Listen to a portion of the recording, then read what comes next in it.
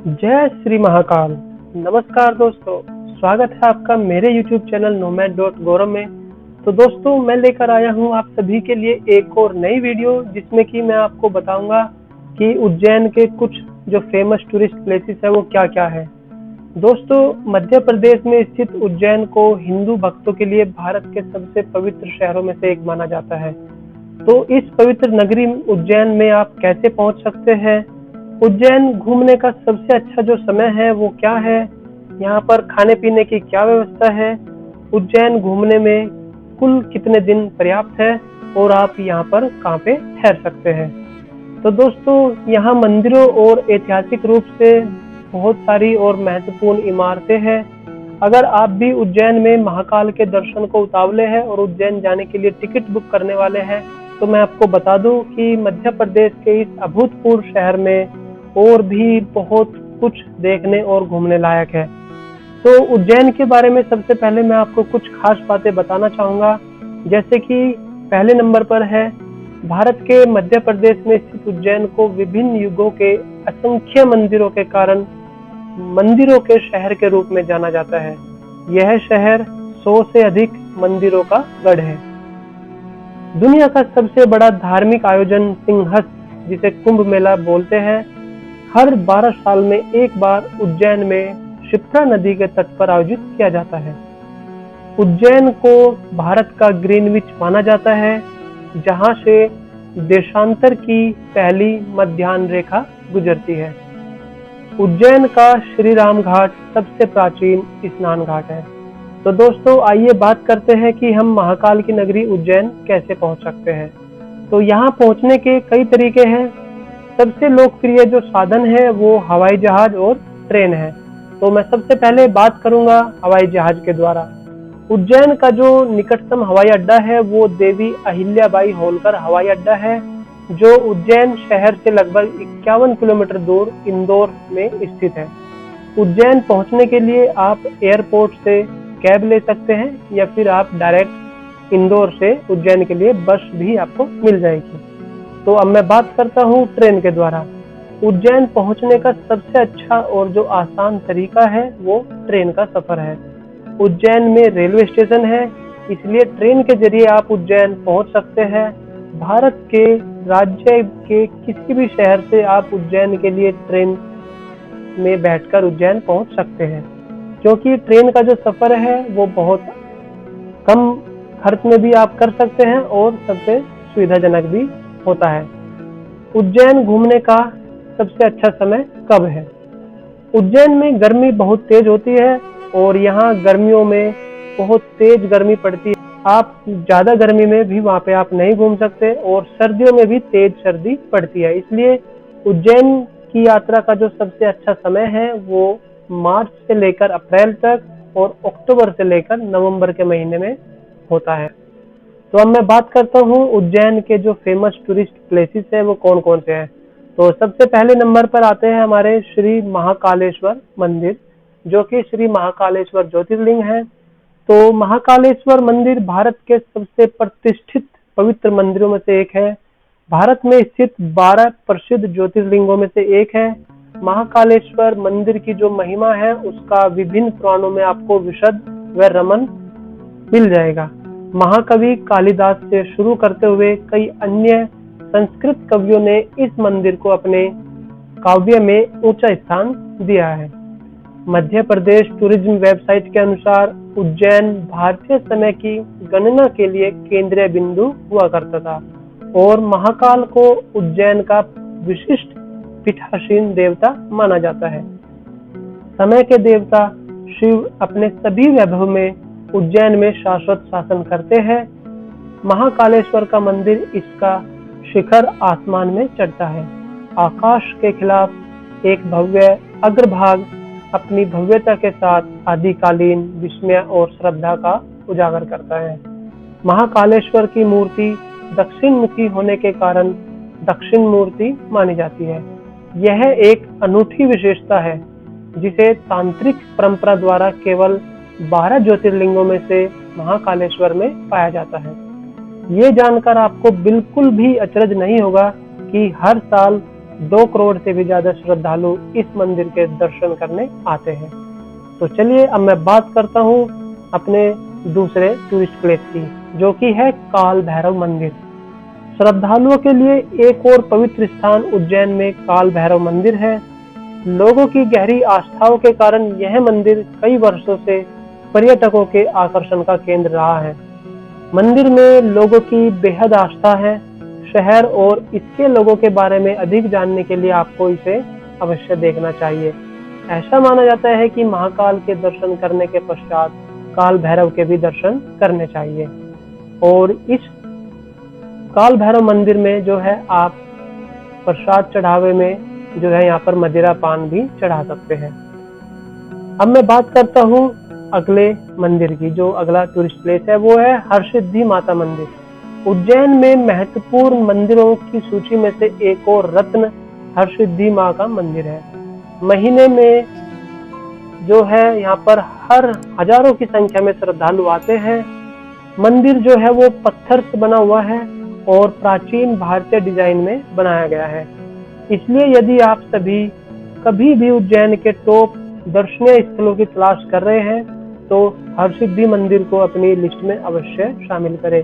और यहाँ पे आप जो है शाम की आरती में लगभग हजारों दीप जो जलाए जाते हैं, जैसे कि आप देख सकते हैं वीडियो में, वो बहुत ही ज्यादा सुंदर और बहुत ही ज्यादा खूबसूरत आपको दिखाई देंगे। और वहाँ का जो वातावरण और जो माहौल है वो एकदम पवित्र हो जाता है। तो अब मैं अगले जो टूरिस्ट प्लेस है उसकी बात करता हूँ। वो है सांदीपनी आश्रम, जो कि उज्जैन में ही है, मंगलनाथ रोड पर। क्षिप्रा नदी के तट पर स्थित इस आश्रम का धार्मिक महत्व बहुत है। माना जाता है कि इस आश्रम में ही भगवान श्री कृष्ण ने अपने भाई बलराम और मित्र सुदामा के साथ मिलकर गुरु सांदीपनी से शिक्षा ग्रहण की थी। इस आश्रम में एक गोमती कुंड भी है जिसका बड़ा धार्मिक महत्व है। माना जाता है कि इस कुंड में भगवान श्री कृष्ण सभी तरह के पवित्र पानी का आह्वान करते थे ताकि पवित्र जल की तलाश में उनके गुरु संदीपनी को यात्रा न करनी पड़े।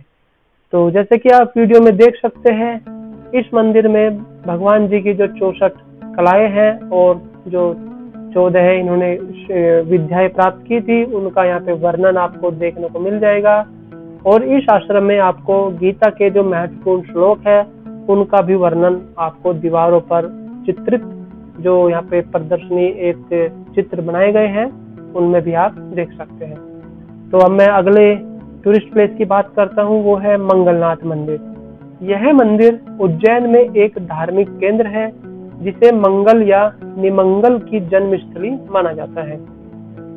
मंदिर को दिन प्रतिदिन सैकड़ों भक्त देवी देवता आराधना के लिए आते हैं, क्योंकि यहाँ के जो विचार है किया जाता है कि यह स्थान नकारात्मक ऊर्जा से छुटकारा दिलाता है। यह मंदिर शहर की हलचल से दूर स्थित है और घुमावदार रास्ते से यहाँ पहुंचा जा सकता है। मत्स्य पुराण के अनुसार मंगलनाथ को मंगल का जन्म स्थान माना जाता है। तो आप इस मंदिर में भी दर्शन करने जा सकते हैं। और यहाँ पे कुछ और जो मंदिर है जिनमें कि तिलकेश्वर महादेव मंदिर है, जंतर महल है, गढ़ कालिका मंदिर है, 24 खंबा मंदिर भी उज्जैन में ही स्थित है।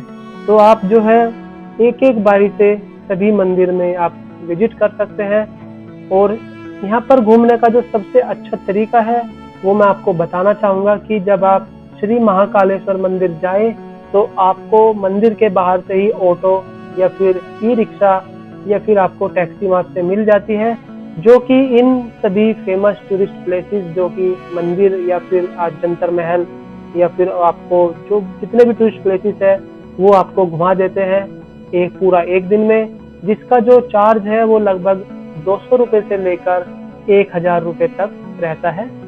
तो आप जो है इस तरीके से भी आप हर एक मंदिर को विजिट कर सकते हैं, क्योंकि श्री महाकालेश्वर मंदिर के पास के जो आसपास के जो ये सभी मंदिर है, जो ये सभी टूरिस्ट प्लेसेस है, ये लगभग 1 से 5 किलोमीटर के अंदर दायरे में ही है। तो आप यहाँ पर बड़ी आसानी से घूम सकते हैं।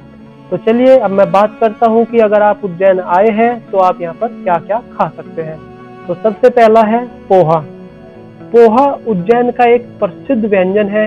यहाँ पर आपको हर एक रेस्टोरेंट, हर एक छोटे से छोटे स्टॉल पे भी आपको पोहा मिल जाएगा, जो कि सबसे कम प्राइस में आपको मिल जाएगा। 10 रुपये, 15 रुपये और 20 रुपये में आपको यहाँ पे पोहा उपलब्ध हो जाएगा, जो कि एक सबसे अच्छा ब्रेकफास्ट माना जाता है।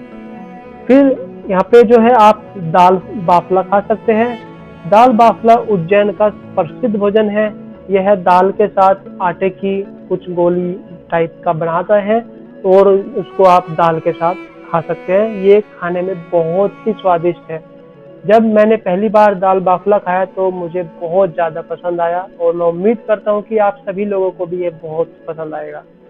फिर यहाँ पर आप जो है कचौरी खा सकते हैं। अगर आप मीठे के शौकीन हैं तो आप यहाँ पे जलेबी खाना ना भूलिए ब्रेकफास्ट में, क्योंकि ब्रेकफास्ट में आपको जो है पोहा और जलेबी का यहाँ पे एक संतुलन बना होता है। तो अगर आप पोहा खाते हैं तो आप जलेबी भी खा सकते हैं, जिसका काफ़ी अच्छा टेस्ट और स्वाद बहुत गजब होता है। आप यहाँ पे सब्जी पूड़ी भी खा सकते हैं। तो ये था कुल ओवरऑल कम बजट में आपका खाना पीना। आप चाहे तो यहाँ पर जो है अनेकों रेस्टोरेंट है, अनेकों यहाँ पे भोजनालय आपको मिल जाएंगे, जिसमें कि आप जो है प्रतिदिन अगर एक थाली की मैं बात करता हूँ तो 80 रुपये से लेकर 200 और 250 रुपये तक की आपको पर पर्सन एक थाली पड़ जाएगी। तो अब मैं बात करता हूँ उज्जैन की यात्रा करने के लिए कितने दिन पर्याप्त है। उज्जैन की आपकी यात्रा की जो सही अवधि है वो 2 दिन की यात्रा है। आप शहर के सभी स्थलों और आसपास के पर्यटन स्थलों का भी आनंद ले सकते हैं। तो उज्जैन घूमने के लिए आपके लिए 2 दिन पर्याप्त हो जाते हैं। जैसे कि मैं आपको बताना चाहूँगा कि जो ये सभी टूरिस्ट प्लेसेस है, आप जो है पूरा एक दिन महाकालेश्वर मंदिर घूमिए, माँ हरसिद्धि मंदिर घूमिए, ये पास में ही है। तो यहाँ पर आप पूरा एक दिन यहाँ पे दीजिए। फिर नेक्स्ट डे जब आप अगला दिन स्टार्ट करते हैं तो फिर आप बाकी के जो टूरिस्ट प्लेसेस है वो आपके पूरे एक दिन में हो जाते हैं, क्योंकि श्री महाकालेश्वर मंदिर और जय माँ हरसिद्धि मंदिर बहुत ही प्राचीन और बहुत ही फेमस मंदिर है। और श्री महाकालेश्वर मंदिर का भी नया निर्माण हुआ है। तो यहाँ पे बहुत सारी चीजें, आपको बहुत बड़ा मंदिर परिसर है, तो घूमने में आपको यहाँ पे पूरा दिन लग जाएगा। तो अब मैं बात करता हूँ कि अगर आप उज्जैन आए हैं और आपको ठहरने की व्यवस्था किस प्रकार आपको मिलेगी। तो उज्जैन में आप जो है उज्जैन की हर गलियों, हर नुक्कड़ पे आपको होटल और गेस्ट हाउस आपको मिल जाएंगे।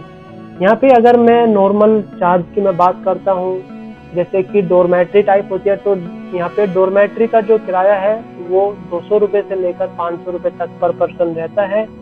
और गेस्ट हाउस का जो किराया है वो 500 रुपये से लेकर 800 या 1000 रुपये तक पर पर्सन का रहता है। और वहीं अगर मैं 3 स्टार या 4 स्टार या 5 स्टार होटल की बात करूं तो यहाँ पर जो है उनका किराया लगभग 1000 रुपये से लेकर 2 से 3000 रुपये तक का आपका रह सकता है। तो अगर आप यहाँ पर निःशुल्क भी ठहरना चाहे तो आप जो है रामघाट, यहाँ पर एक पवित्र स्थान है जहाँ पर कुंभ का मेला लगता है। इसी रामघाट किनारे पे ही आपको दूसरी साइड में आपको यहाँ पे एक गुरुद्वारा भी है। तो आप जो है यहाँ पे फ्री में लंगर ग्रहण कर सकते हैं, फ्री में आप यहाँ पे ठहर सकते हैं। जैसे कि मैं भी जब उज्जैन आया था तो मैं भी इसी गुरुद्वारे में ही रुका था और मैं यहाँ पर 3 से 4 दिन तक रुका था। तो यहाँ पर जो है रुकना, खाना पीना वो मुफ्त हो जाता है। आप चाहे तो अपनी श्रद्धा के अनुसार आप वहाँ पर दान भी कर सकते हैं। तो आप जो है गुरुद्वारा भी एक ऑप्शन में रख सकते हैं। तो दोस्तों ये थी पूरी उज्जैन शहर की और उज्जैन के जो फेमस टूरिस्ट प्लेसेस है उसकी पूरी वीडियो। अगर आपको मेरी ये वीडियो अच्छी लगी है, पसंद आई है, तो वीडियो को लाइक कीजिए, शेयर कीजिए